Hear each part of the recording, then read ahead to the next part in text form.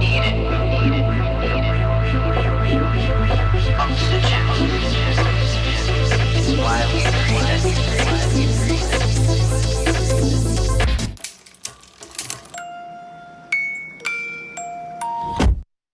Hey everyone, welcome back to the Grit Files. I'm Loralyn Mears, and our guest today is Chris Beck of Soberlink. And if you're thinking, that has something to do with sobriety, some kind of technology related to that, well, you'd be correct. He works within the family law division of the company, and it's quite the responsibility because in many of the legal cases, parents are fighting for the custody of a child, and one of the parents or both may have had some challenges with respect to managing their alcohol consumption. So Soberlink comes in to be able to track and demonstrate to the courts that the parent or parents are following guidelines related to sobriety so that they can, in fact, continue to have access to their children. Now, that's really heavy and a lot of stuff, but it's really important that we set the foundation for that because Chris has a very important role. So we want to dig in. Hey, Chris, welcome to the show. Well, thank you for having me. I appreciate being here. Well, it's important work that you do, and we all understand the pain of being separated from our loved ones, particularly our children.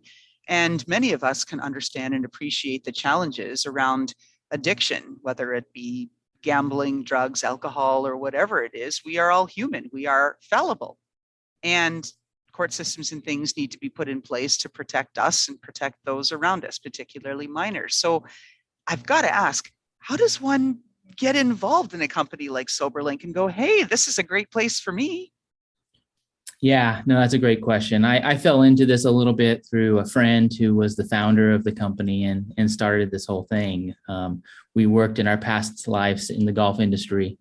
But when I started, I got into this kind of through where I was in my life. We were going through an adoption with a child that we had taken out of foster care.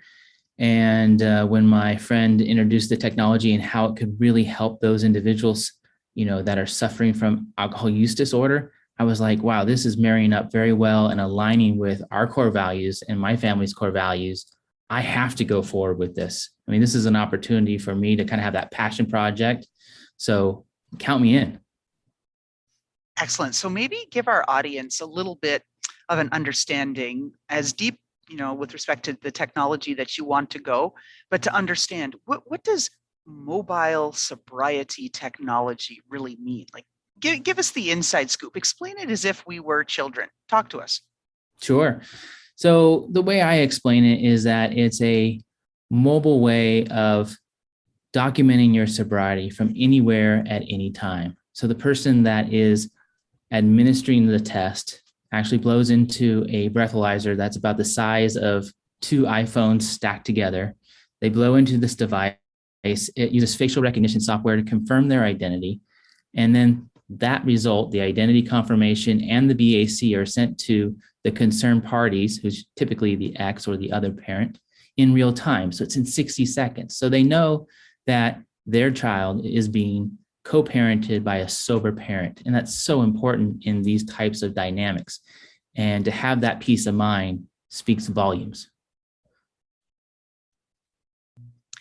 So it's like breathalyzer on demand, where anybody can know what's going on, right? Is that basically that is a net? Simplified way? I couldn't have said it better, but very, very well said. Yes.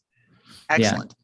And then you can understand the importance of it. If I was thinking, well, if I'm the parent, well, I'm certainly not going to do the drop off or transfer tonight if the other parent comes in on the recording as being inebriated. Well, I don't want to put my child in that condition under those unsafe sorts of environments and potential exposure.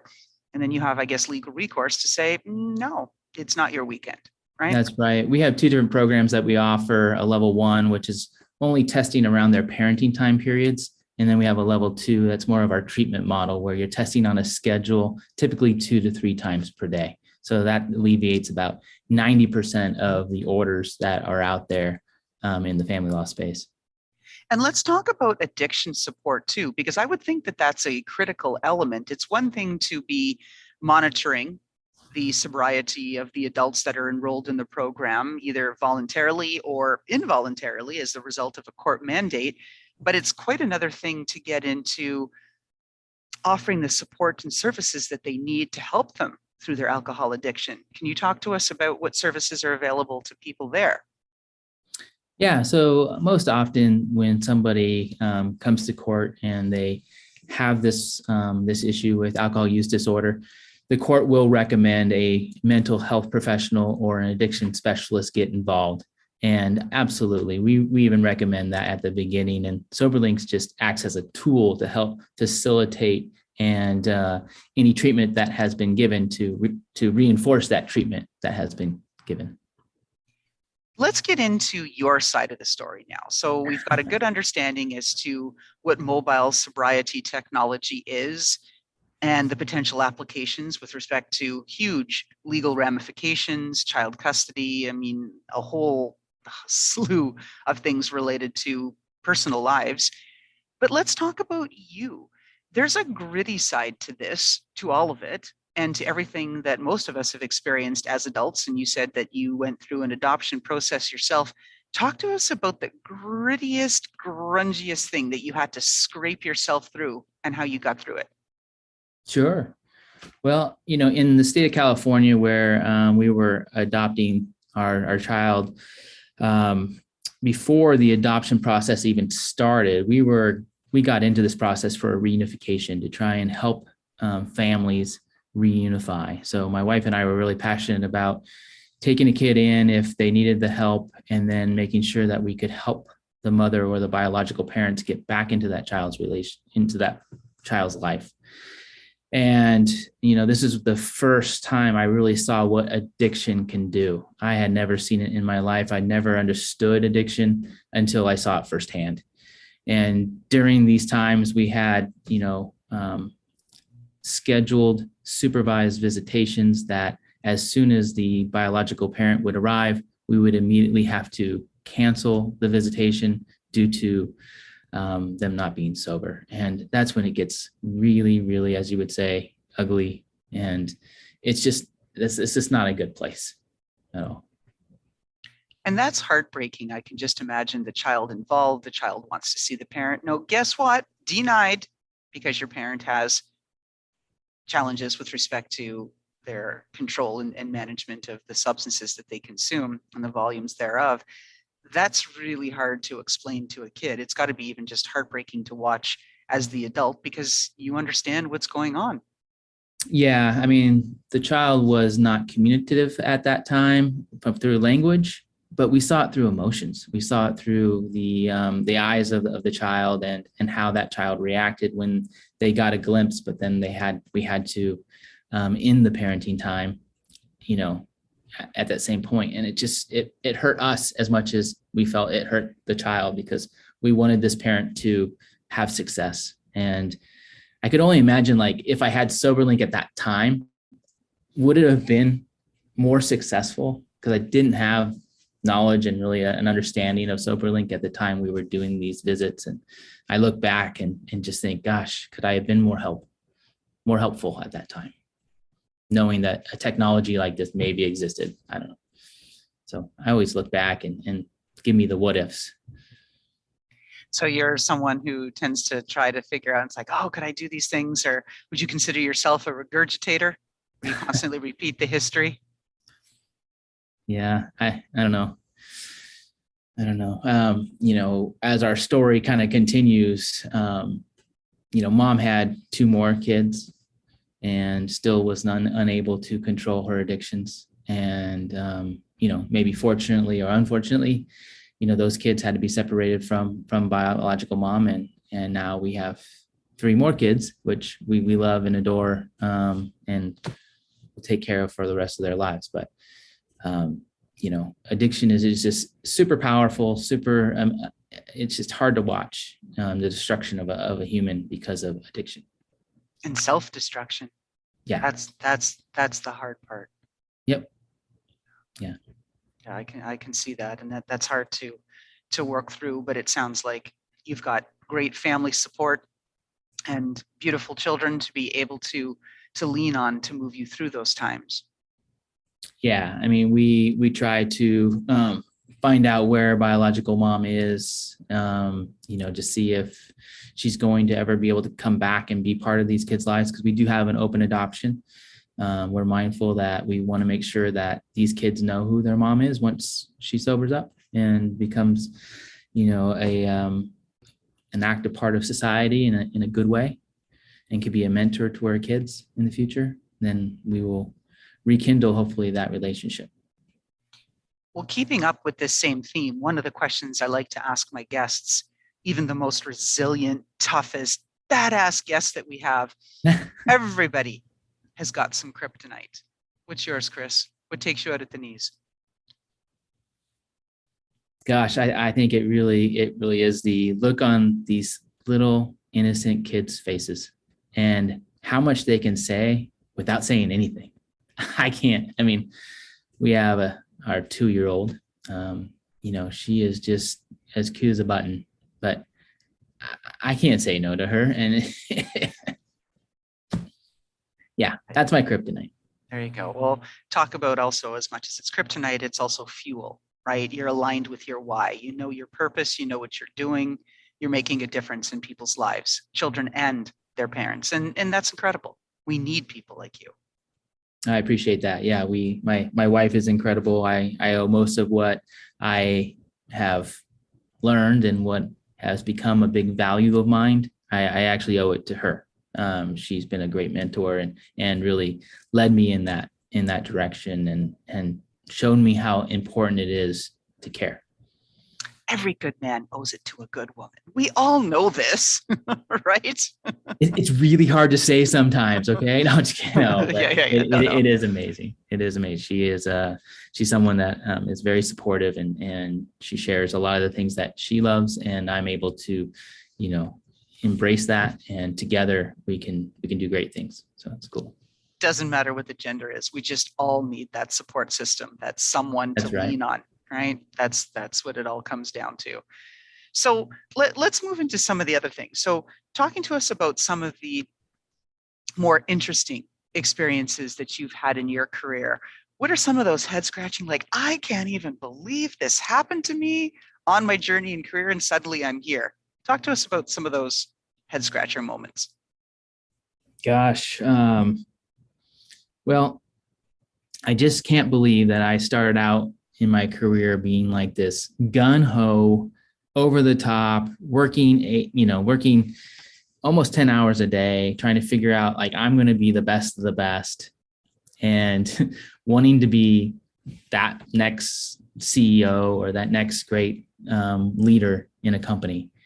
And then I find that once I have a family of 5 kids, how my priorities change, how things just become a little bit more clear. Things have definitely, my ambition of being a C-level, person in our organization hasn't been as much a priority. I'm trying to find that balance with my career.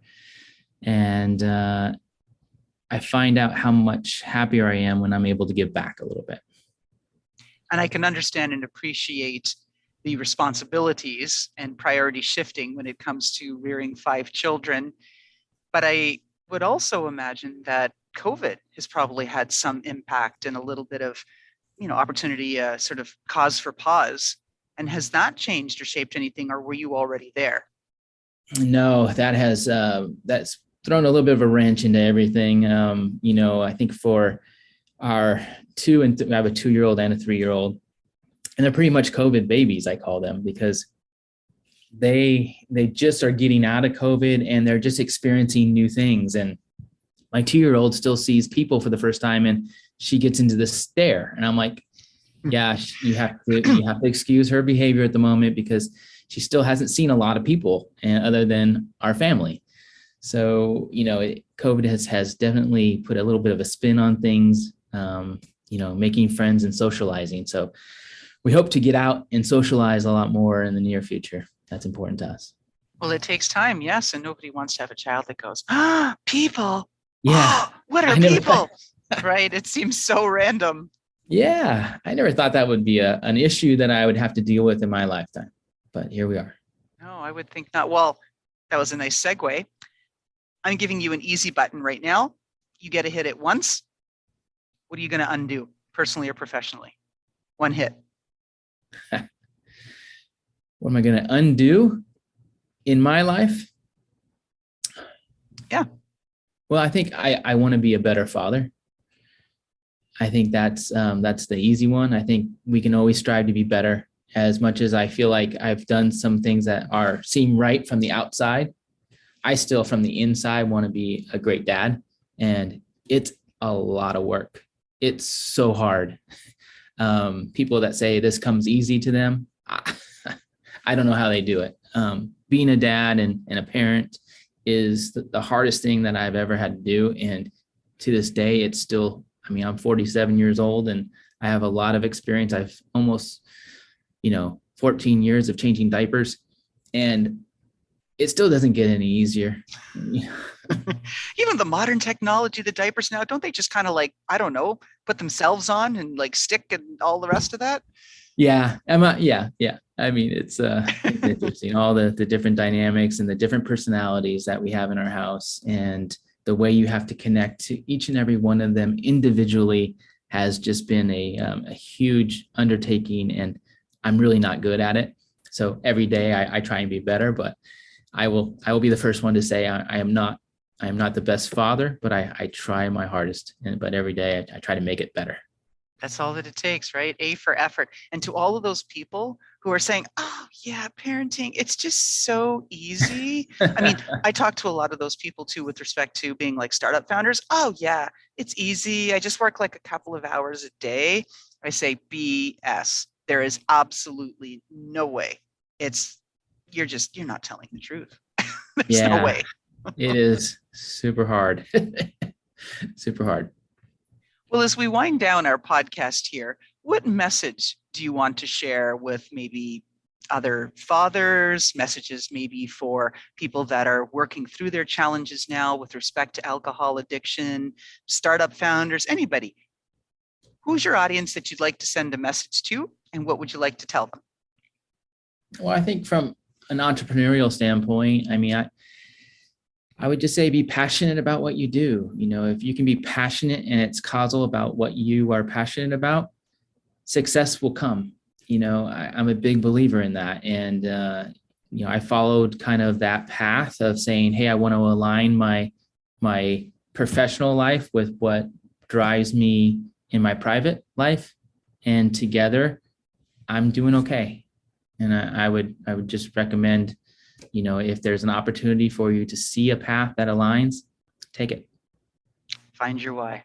Right? Yeah. As Simon says, start with why. Right. That's right. where it goes. Yeah. He's a good one. He's amazing. So last question. Now this one's a little fun because we've had some hard topics to work through, and I can appreciate that may have been some sensitivities and triggers for our audience. Last question. This one's fun. If we got a peek into your closet and there was a pair of footwear, shoes, sandals, boots, whatever, that best personified who you, Chris Beck, are, what are we looking at? Describe that footwear and tell us why it's aligned with your personality and really typifies and represents the character that you are.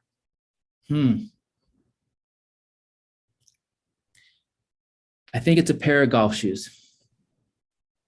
And these golf shoes are not your traditional like black and white, hardcore looking golf shoes that professionals wear. These are athletic golf shoes with, they look like I've been hiking in them. They're worn, they're used, but they're purposeful. And that's important to me. I want to make sure they're comfortable. I want to make sure there's a nice balance of comfort when I'm playing. Same in life. I want to make sure that they're purposeful in their execution and what they do. And that's important too. But, golf has always been a passion of mine that I draw from. It teaches me a lot of patience, a lot of maybe ways to concentrate and focus So that's always important because you have to take those times when you have a lot of distractions around you to focus and learn how to do that. So I think those golf shoes say a lot about, me and who I am. And I hope that was a good one. Good answer. I love it. Well, in almost 150 episodes, no one's ever said golf shoes. So that's fun. And then, of course, it's sending me like, oh, maybe we could have a little quick conversation about live golf. But I know that's a bit of a hot potato. So we're going to avoid that one right now. And with that, we are going to wrap the show. So thank you so much, Chris Beck, VP of Family Law at Soberlink. Really appreciate you being on the Grit Files here today. And we wish you continued success, not only with the company and supporting all of those parents who really look to you to keep them connected with their children, but in your own journey in life, raising your children. Thank you so much for being on our show. Thank you. Appreciate being here. You have a great one. And how about that fantastic intro by Touch Circle?